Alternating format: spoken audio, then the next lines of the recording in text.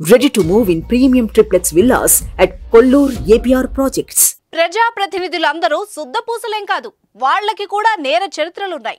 సార్వత్రిక ఎన్నికలకు సంబంధించి తొలి విడత పోలింగ్ దగ్గర పడుతున్న వేళ ఎన్నికల హక్కుల సంస్థ association for democratic reforms ADR ఆసక్తికర విషయాల్ని వెల్లడించింది.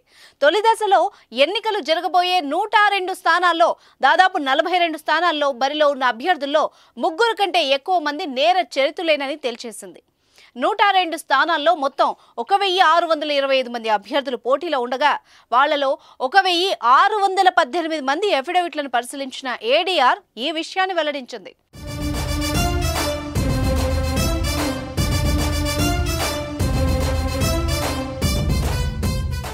అందులో 16% మందిపై క్రిమినల్ కేసులున్నాయని, మరో 10% మందిపై తీవ్ర నేరాల్లో నిందితులుగా ఉన్నారని స్పష్టం చేసింది.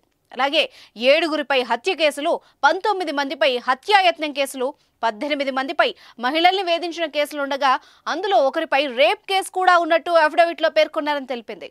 దాదాపు 40% మించి స్థానాల్లో 3 కంటే ఎక్కువ అభ్యర్థులు నేర చరిత్రలు కావడంతో వీటిని రెడ్ అలర్ట్ నియోజకవర్గాలుగా ఏడీఆర్ తన నివేదికలో పేర్కొంది. ఇక పార్టీల వారీగా విశ్లేషిస్తే ఆర్జేడీ తరపున బరిలో ఉన్న 4 అభ్యర్థులపై కేసులున్నాయని, డీఎంకే 22 మందికి గాను 13 మంది అంటే 59%, సమాజ్వాదీ పార్టీ తరపున 7గురిలో 3కి అంటే 43%పై, తృణమూల్ 5గురిలో 2పై, బీజేపీ తరపున 77 మందికి గాను 28 అంటే 36%, కాంగ్రెస్లో 56లో 19 మంది అంటే 34%పై క్రిమినల్ కేసులున్నట్టుగా ఏడీఆర్ వెల్లడించింది. ఇదేగాక పోటీలో ఉన్న అభ్యర్థుల్లో దాదాపు 28% కోటీశ్వర్లే ఉన్నారట.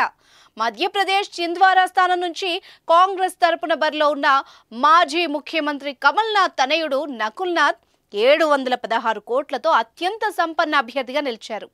ఇదండి మన ప్రజాప్రతినిధుల విశిష్టత.